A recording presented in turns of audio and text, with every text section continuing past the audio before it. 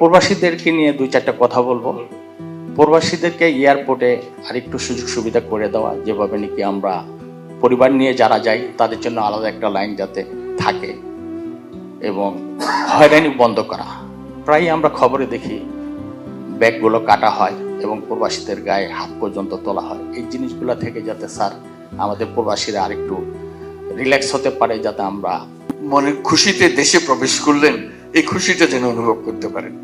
তো সেই জন্য আমরা বলছি যে তাদেরকে ভিআইপি গেস্ট হিসেবে তো ট্রিট করবা। এরা সবাই আমাদের ভিআইপি, তারা আসছেন, তাদের সমাদর করা, তাদের জায়গা দেওয়া, লাউঞ্জ মঙ্গলজনক হবে। যে এটা আপনারা যা করছেন, এটা আপনারা হয়তো আসার সময় মনে করেন না যে দেশের মঙ্গলের জন্য আসতেছেন, নিজের চাকরি বা নিজের ব্যবসার জন্য এসছেন, কিন্তু আপনারা বড় রকমের সহায়তা করছেন। বিশেষ করে এই বিপদের দিনে আপনারা না দাঁড়াইলে বাংলাদেশ তারা সোজা হয়ে দাঁড়াতে পারত না। আপনারাই তারা শক্ত করে রাখছেন। এই পর্যন্ত যে মজবুত হয়েছে, এই যে